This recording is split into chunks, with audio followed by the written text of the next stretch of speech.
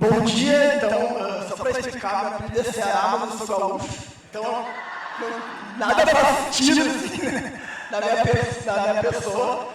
E eu vou apresentar, primeiro, bom dia, né, é um prazer estar falando para vocês, tanta gente aqui domingo, de manhã, né, um horário que a gente costuma estar em casa dormindo, descansando, está todo mundo aqui vendo, falando e discutindo sobre as aves, né, e a parte que me cabe falar aqui hoje é sobre as aves vinícolas da Baía de Sepetiba. Então, Sepetiba, a Baía de Sepetiba fica... Pode passar. Primeiro, então, pessoal, o que são aves vinícolas? Não, volta. Aqui tem uma ave vinícola. Aqui, alguém aqui, ó. Geralmente, as aves vinícolas são conhecidas por ser meio sem gracinha, meio sem cor, ela parece que ela se mistura com o ambiente, então ela tem justamente essa coloração sem graça para se esconder, pode passar. E o termo vinícola se refere à lama. Limos, do grego ou do latim, sei lá, é lama. Então, são aves que vivem na lama. Então, para viver na lama, ela tem que ter as pernas compridas, os dedos grandes para não afundar. Né? Mesmo assim, elas afundam. E elas vivem em charcos, banhados, que são pântanos, né? Mangues, praias, toda essa intersecção entre uma área que tem água e uma área que tem terra. Essa troca esse limite, né? E esse limite é muito especial, porque tem uma produtividade biológica muito grande e produz bastante invertebrados, que servem de alimento para essas aves. Pode passar. A gente aqui no Rio de Janeiro tem 4 famílias de aves vinícolas. A primeira, que eu vou apresentar, é das batuíras, dos quero-queros e batuirussus, que é a família Caradridae. Então, os caradrídeos, eles têm geralmente o bico pequeno e os olhos grandes. Por quê? Eles são caçadores de vertebrados que se guiam pelo visual. Né? Pode passar. Ao contrário dessa outra família, que é a Escolopacidae, que é dos maçaricos. Os maçaricos são caçadores táteis, eles vão tateando com o bico a lama até encontrar um invertebrado. O bico dos maçaricos, ele é um pouco diferente do bico das aves, tipo de um sabiá ou de um falcão. Ele é um bico que tem muita inervação. Então ele consegue, como se fosse um radar para a detecção de invertebrados. Pode ser moluscos, copépodos, anelídeos, poliquetos, enfim. Aqui, por exemplo, pegou um vermezinho ali, né? Pode passar. Ó, o maçarico, né? Esse aqui é um maçarico, só para mostrar, o nome é alusão à ferramenta maçarico de botar fogo, né? Então, é bem parecido, né? O bico do maçarico e o bico da ave. Pode passar. A família Recurvirose, que são os pernilongos. No Brasil a gente tem 2 espécies, só aqui no Rio tem as 2 espécies. E são aves com pernilongas, né, com as pernas altas e com o bico bem fininho. Tem até algumas que têm o bico curvado para cima, para o lado, né? Que é uma estratégia também de forrageio. Pode passar. O pirupiru, que essa ave é relativamente grande para o grupo, né, das aves vinícolas, ela tem um bico comprido e forte para abrir, especialmente bivalves, que são as conchinhas que abrem assim, né? São os bivalves. Pode passar. E essa outra família, que é os Rostratulices, essa aqui é quase um fantasma, ninguém vê essa ave.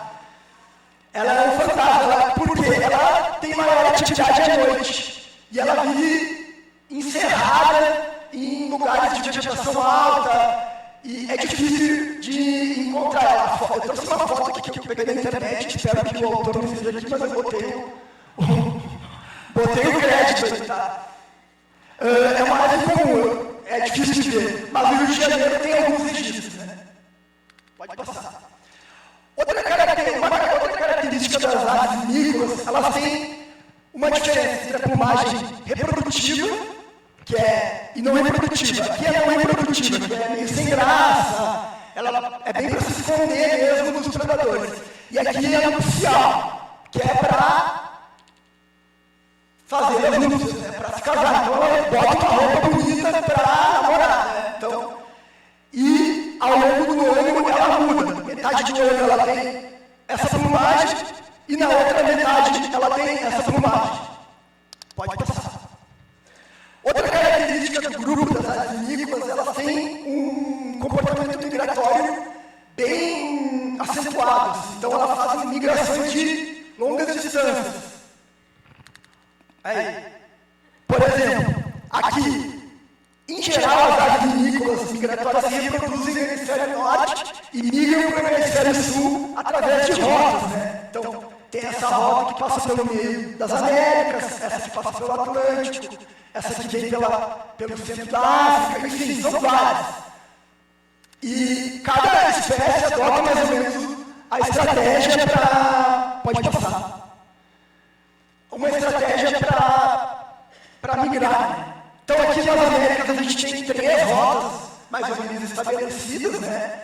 Que é uma que vai pelo Atlântico, outra que vai pelo Mississippi e pelo Brasil Central, e vai chegar até o sul da América do Sul, e outra que vem pelo Pacífico. Então, a reprodução das aves migratórias, geralmente é de junho a agosto, lá no norte, no hemisfério norte, e elas vêm passar o descanso reprodutivo, onde ficam de novembro a fevereiro na América do Sul. Então, pode contar ali, apesar dela ser duas lá do hemisfério norte, ela fica mais tempo aqui com a gente do que lá com eles, né? Então, ela gosta mais de nós do que eles. Pode passar. Então, a migração para o sul se dá de agosto a novembro, mais ou menos agora, né? O período que é da primavera. Elas estão vindo do norte para o sul, e no outono elas estão indo do sul para o norte. E vão seguindo esse ciclo a sua vida toda. No começo da vida, elas costumam ficar, elas não migram tanto, até elas aprender, porque demora uns 2, 3 anos até elas aprender a migrar e voltar para o local de origem. Pode passar. E essa migração de longa distância, ela precisa de quê? Precisa de muita energia. Então, como é que essas aves pegam a energia? Elas pegam lá daquela lama fedorenta que ninguém gosta, pegam lá os caranguejos, os vermes, enfim. E eu trouxe um exemplo para mostrar aqui do maçarico de peito vermelho. Ele passa a temporada não reprodutiva dele aqui no sul da América do Sul.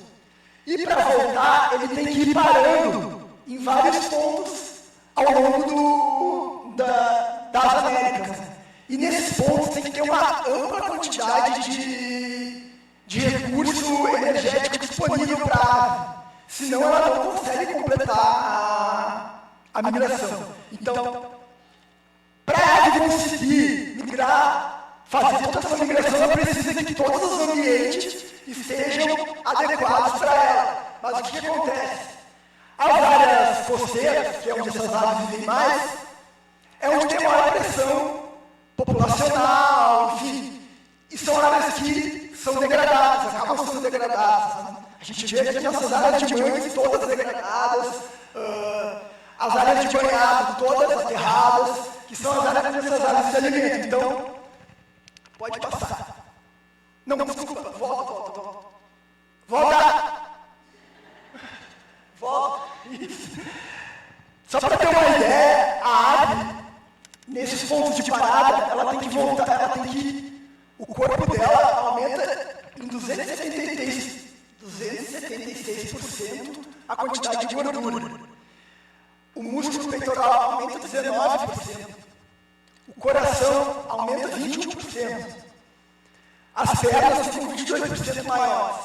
o estômago fica menor e o intestino fica menor. Então, a ave tem que comer mais com o intestino menor, é um contrassenso. Então, ela tem que comer muito mais do que normalmente, só para vocês terem noção de quanto que ela precisa comer. Agora passa. Aí. E aí eu vou falar sobre um ponto de parada, sobre um lugar daquele quebra-cabeça todo que eu mostrei para vocês, da migração das aves vinícolas, que é a Baía de Sepetiba. A Baía de Sepetiba está aqui na zona oeste do Rio de Janeiro, já está no fim da cidade, né? Ela tem alguns lugares assim bem chaves, que é a Rio Guaratiba, que é uma área de mangue com canais, assim, super lindo, bem preservado. Não. Volta. Isso.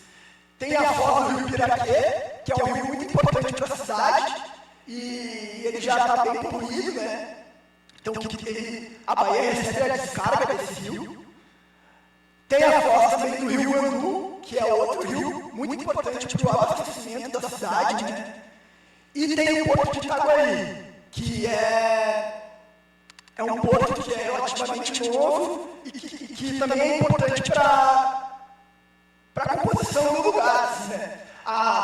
O histórico da Baía de Sepetiba, como a Baía de Guanabara, vamos dizer assim, foi a queridinha, né?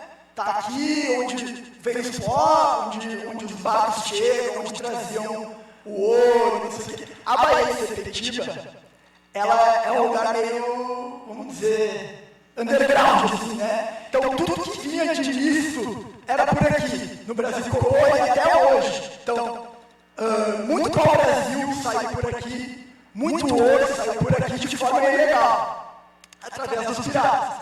Até quando a escravidão o comércio de pessoas vindas da África foi encerrado, eles traziam as pessoas por aqui. Então, esse lugar tem todo esse histórico, assim, bem... de ser um lugar bem, como se diz, à margem, assim, né? Pode passar. E o que a gente encontra lá? A gente encontra grandes extensões de mangue, com planícies de maré. O que é planície de maré? É uma área plana que a maré vai e volta ao longo do dia. E cria uma lâmina d'água bem fininha, assim. Então, às vezes, tem uma extensão de 200 metros de uma lâmina d'água bem fina. Essa extensão de água gera uma quantidade muito grande de invertebrados. Né? Então, a gente vê lá muito caranguejo. Eu não tirei foto dos velhos, porque eu não consigo, né? Não tem como. Mas, se tu pegar uma amostra de sedimento, vai ter um monte de coisa. Essa lama que a gente vê é super rica, assim, em invertebrados. Pode passar.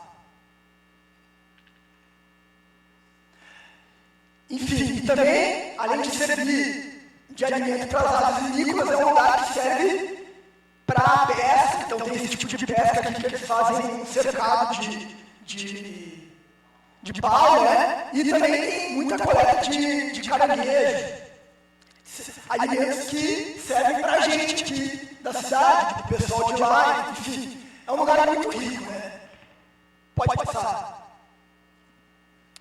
E eu vou apresentar aqui um trabalho que ele desenvolveu em 6 pontos,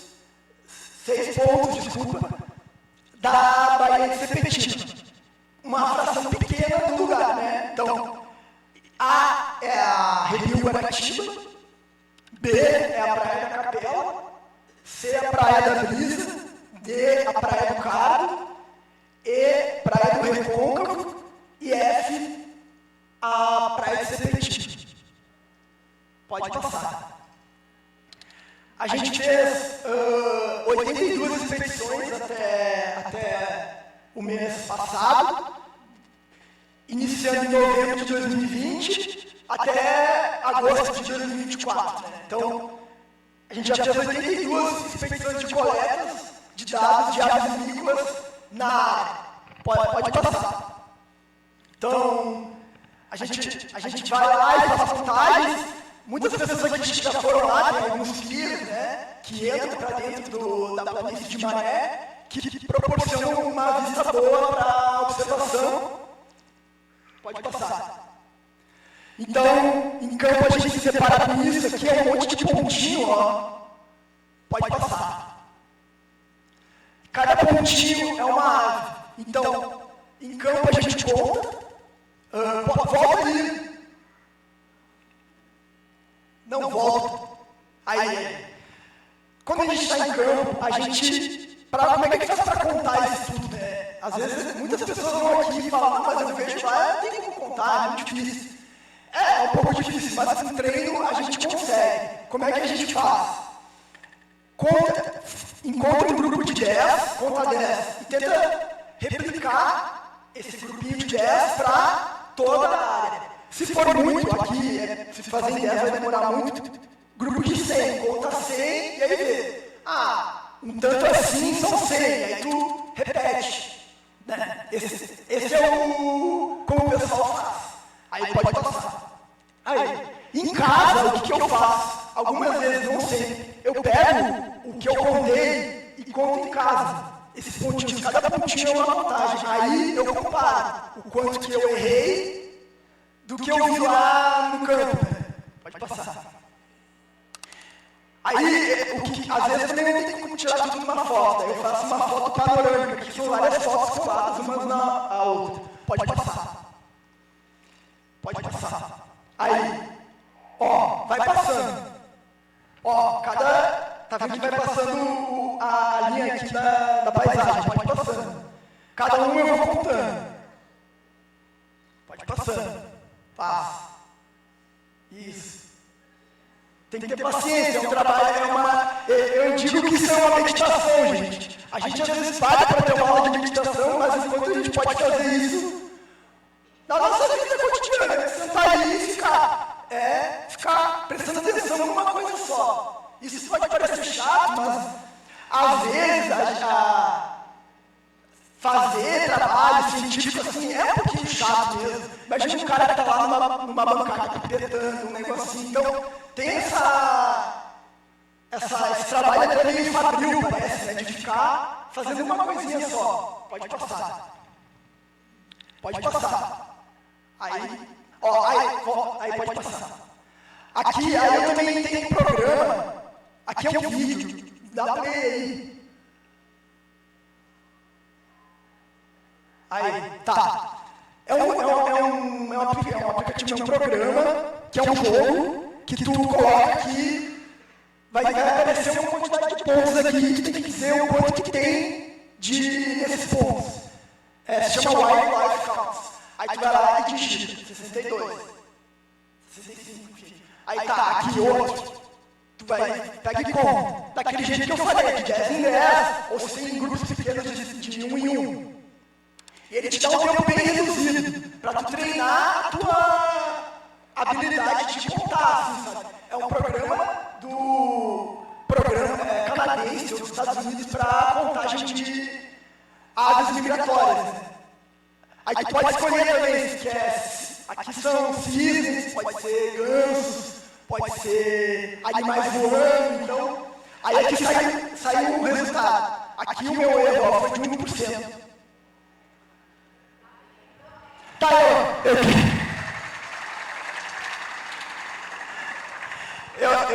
na verdade eu fiz várias vezes, até encontrar o erro de 1% para trazer para você.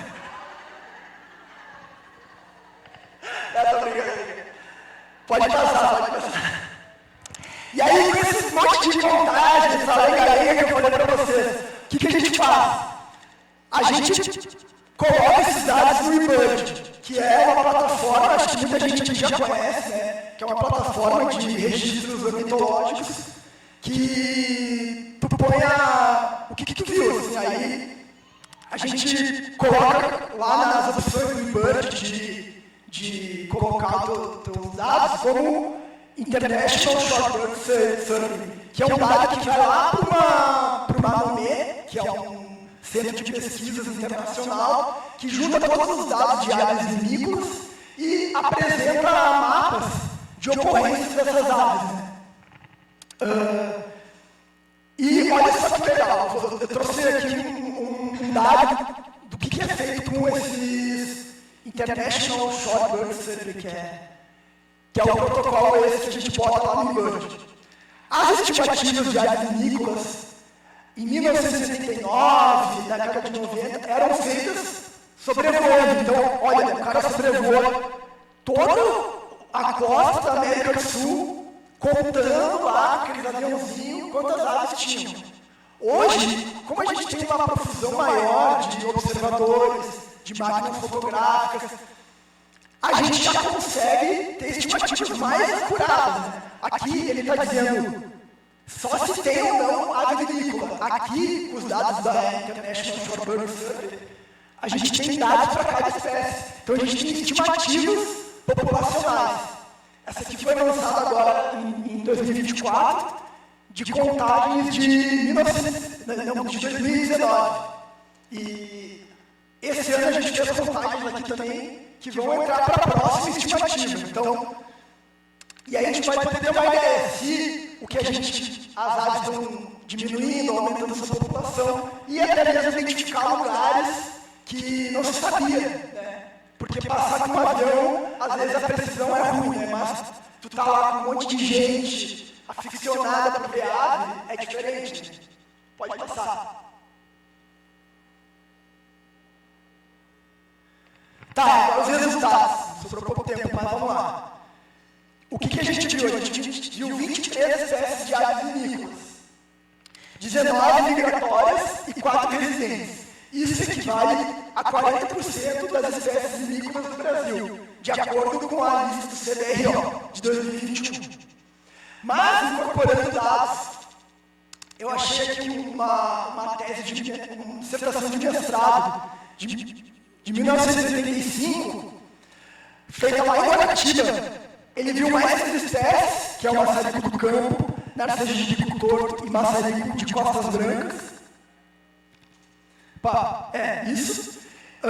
E no Inquiaves tem mais 3 espécies, então pode passar. Esse trabalho é interessante notar que esse trabalho de 85 foi feito aqui, ó, numa região que era tudo mato, agora a cidade cresceu para lá, então já não tem mais, né, aquela composição, então talvez aquelas espécies nem estejam mais lá. Pode passar. Então a gente chega a 29 aves vinícolas, que é 50% das espécies brasileiras, 24 migratórias e 5 residentes. Pode passar. E o que a gente viu em relação à sazonalidade das aves migratórias? Aqui é um gráfico bem didático, assim, né? Tem 2 picos aqui, um em outubro e outro em abril. O que significa isso? Pode passar. É justamente os deslocamentos para o norte e para o sul. Então, é nesses períodos que as aves estão se deslocando, é que elas param aqui, ou para ir para o sul, ou para ir para o norte. Aqui é como se fosse o Poço Ipiranga das aves, né? Elas vêm aqui, param, abastecem e seguem. Esse é o... Então, tanto a quantidade de aves, aqui ó, são 12.114 aves, quanto a quantidade de espécies. Então, aumenta muito nessas épocas. Aí. Então, mostrando, né, a migração do sul para o norte para o sul e do sul para o norte, pode passar. A abundância total. Pegando as maiores abundâncias mensais de cada ano, de cada espécie, a gente chega a 24 mil indivíduos de vinícolas, né? Então é um número muito expressivo, assim. Tanto no Brasil talvez não exista um lugar que tenha tanta ave assim. Aqui do lado do Rio de Janeiro é um lugar que é tratado como, assim, totalmente relegado, né? A gente aqui já sabe que muita gente já foi lá, enfim, mas é um contrassenso, assim, né? Pode passar. A espécie mais abundante é o maçarico sobrevranco. Então, a contagem máxima que a gente teve no mês foi 9.200 indivíduos. Pode passar. o maçarico de sobre branco, ele gosta mais de estar aqui em abril. Então, abril é quando elas estão indo do sul para o norte. Né? Pode passar. Isso equivale a, na costa atlântica, aquele trabalho que eu mostrei para vocês ali, que tem uma mapinha de cada espécie, estimou que existem 335.320 maçaricos de sobre branco na costa sul da América do Sul. Aqui a gente tem 2% dessa população. Então é um número muito expressivo. E também tem 0,5% da população mundial da espécie. Pode passar. A segunda espécie mais abundante foi a patrulha de bando, com uma contagem máxima de 8.800 indivíduos. O nome é de bando porque ela anda em bandos mesmo, né? Pode passar. Ao contrário do maçarico de sobre branco, ela vem mais para cá em outubro, que é o período que ela está migrando do norte para o sul. Né? Pode passar. E ela também fica aqui bastante durante a época no descanso reprodutivo. Então, muitas migram, param aqui e vão mais para o sul, outras migram, curtem o Rio de Janeiro e ficam aqui. Rock in Rio, uma coisa e ficam. Pode passar. E olha que interessante. A patrulha de bando e o maçarico de sobre branco, os picos de abundância deles não se batem assim, né? Então, quando um tem bastante, o outro não tem. É um exemplo quase didático, assim, né? Para a gente tentar entender o que está acontecendo, né? E o que a gente vê de março a abril? De março a abril, a gente vê que as aves, o comportamento delas de forrageio, é ficar bicando o chão, num comportamento que a gente chama de costurar. Ela fica como se estivesse costurando o chão, procurando os invertebrados. Né? Eu sou muito bom, fotógrafo, mas pode passar. E em outubro a gente vê que tem muito mais poliquetos, anerídeos, esses vermes. Então, como eu disse para vocês lá no começo da palestra, os maçaricos, eles são predadores estáveis. Eles vão tateando. Então, na época que tem mais moluscos e tal, ele fica tateando e procurando. E quando é a época dos poliquetos, as batuíras, que são as caçadoras visuais, vão procurando visualmente a caça delas. Então, eu acho que deve ser isso. Eu estou falando aqui uma teoria, mas eu acho que é isso. Pode passar. Outra espécie importante que a gente vê lá é o maçarico de papo vermelho. Ele está na categoria de ameaça vulnerável. A gente encontra tanto indivíduos com plumagem não nupcial quanto em plumagem nupcial. A gente já viu alguns indivíduos com anilhas que a gente consegue ler o código, então a gente consegue saber por onde que a ave andou. Né? Pode passar. A gente contou num evento migratório em abril, 450 indivíduos de maçarico de papo vermelho. Isso pode passar. Isso equivale a 7% da população da América do Sul. É um número muito expressivo para a espécie e 1% da população global. Né? Pode passar. Aqui um exemplo das bandeirolas que a gente achou. A gente achou essa aqui, que já é um indivíduo adulto. Ó, a plumagem dele está trocando de não reprodutiva para reprodutiva. Pode passar. Aqui outro com bandeirola também adulto, já bem reprodutivo, né? Pode passar. Aqui esse aqui era um jovem, tinha 1 ano de idade, mais ou menos, né? Então, ele tem ainda a plumagem de jovem, pode passar. E ao todo foram 7 indivíduos com bandeirolas que a gente encontrou já aqui. Pode passar. Outra espécie que também está num nível de ameaça é o maçarico rasteirinho. Ela está quase ameaçada, né? Pode passar. Ela mas agora, né, no período do outono até o verão, ela não migra mais para o sul, ela fica meio que por aqui, assim, ela não vai muito até a Argentina, Rio Grande do Sul, né? Ela fica mais por aqui mesmo, pode passar. Então ela é bem parecida com o maçarico de sobrano branco, a diferença mais notável é que uma tem isso aqui branco e o outro esse aqui é preto. Esse aqui é o rasteirinho, esse aqui é o de sobrano branco. Pode passar. Outra ave também que está numa categoria de ameaça é o maçarico de bico torto, que é uma foto do Gustavo Pedro. Pode passar. Ela fica aqui na migração do norte para o sul, durante o descanso não reprodutivo também, e durante a migração do sul para o norte. Ela vem para cá e fica por aqui, que nem o maçarico rasteirinho. Pode passar. Tá, já falei sobre algumas espécies, e o interessante notar que aqui, esse período onde tem menor riqueza, que é a quantidade de espécies, e abundância, é justamente o período de reprodução na América do Norte. Então, mesmo assim, algumas aves continuam aqui. Então, são aves jovens que não têm capacidade de se reproduzir ainda e ficam por aqui. Então, o lugar aqui também serve como um berçário para essas aves jovens. Né? Pode passar. Pode passar. Pode passar porque o meu tempo está acabando. Tá, volta aí. E por que tantas aves, né?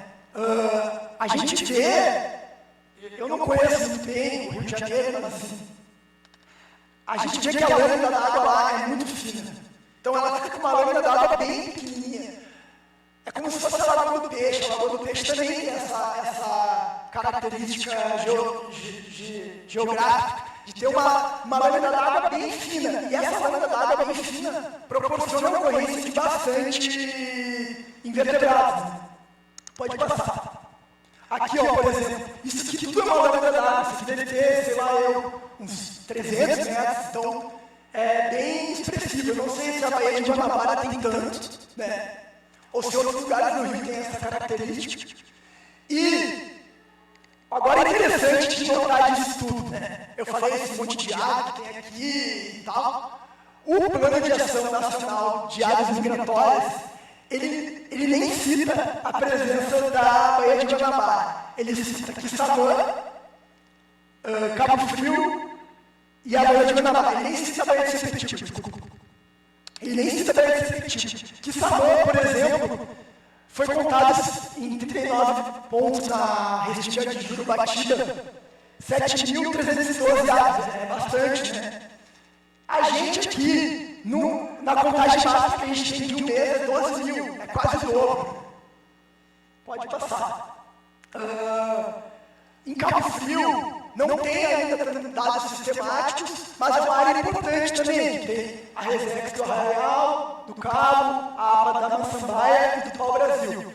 E também é uma área muito importante para as aves vinícolas, que está no PAN. Pode passar. E também a Baía de Guanabara, com a Resex de Guanabara e a APA de Guapimirim, ela está contemplada dentro do Plano de Ação Nacional das Aves Migratórias. Agora, o que acontece? No próximo PAN, a gente está lutando para que a Baía de Sepetiba faça parte, né, do Plano de Ação Nacional, para trazer uma valorização maior das unidades de conservação, que é da região ali, que é a APA das Brisas, a APA da Alba, da Baía de Sepetiba e a Arrepio Guaratiba. E toda essa visibilidade vai trazer maior recursos para as unidades de conservação, para o zoneamento, essas coisas. Né? Isso que a gente espera, mas enfim, pode passar. E, tendo em vista todos esses números que eu falei, a gente quer que a Baía de Sepetiba faça parte do plano hemisférico de conservação de áreas migratórias. Esse plano hemisférico é estabelecido por uma... Eu não sei falar isso aqui, mas é essa sigla aqui, HWSN, que ela mapeia no mundo inteiro áreas de importância para aves migratórias e ela dá graus de importância. Então, tem áreas que são muito importantes, que são importâncias hemisféricas, como as reentrâncias maranhenses, importância internacional aqui na Lagoa do Peixe e importância regional, que aqui a gente tem 2 lugares no Brasil, que é o Banco dos Cajuais e a Bacia de Potiguar. A gente está lutando para que a Baía de Sepetiba também entre dentro dessa rede hemisférica de proteção de áreas úmidas, né? A gente, eu digo porque tem muita gente junto envolvida comigo. A prefeitura está imbuída nessa nomeação, o INEA também, o IBAMA também já se mostrou disponível. A gente só está esperando que a Marinha agora dê a anuência de que vai proteger a área, né? Então, é isso.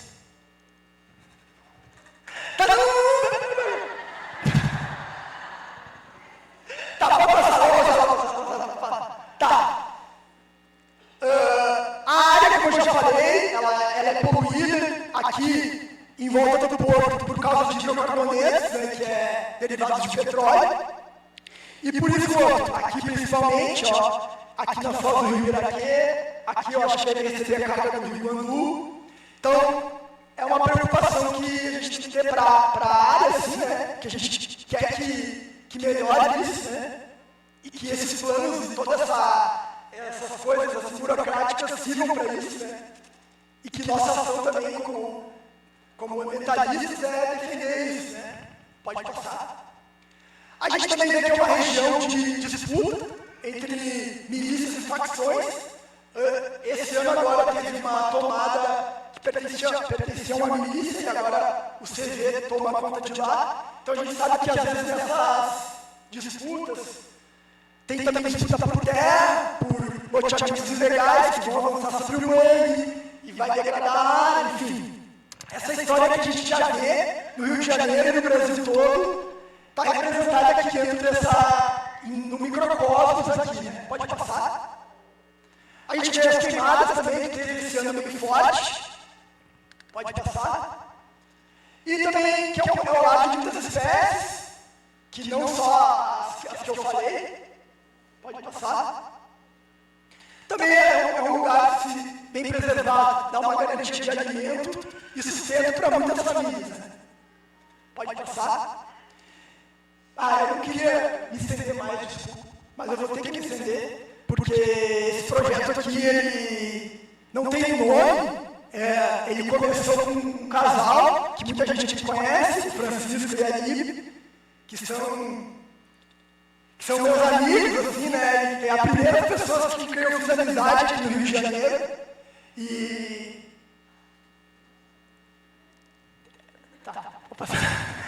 Aí que eu quero agradecer a todas as pessoas aqui que já foram lá com eles, já foram comigo, e que a gente está formando uma rede também, que agora o professor Emerson está envolvido, a Flávia está envolvida, a Maria, que é uma outra pesquisadora, também está envolvida. Então, e todo mundo aqui que está aqui fez parte desses dados que eu mostrei. Então, meu agradecimento de coração, acho que muita gente está aqui representada. E muito obrigado. É isso.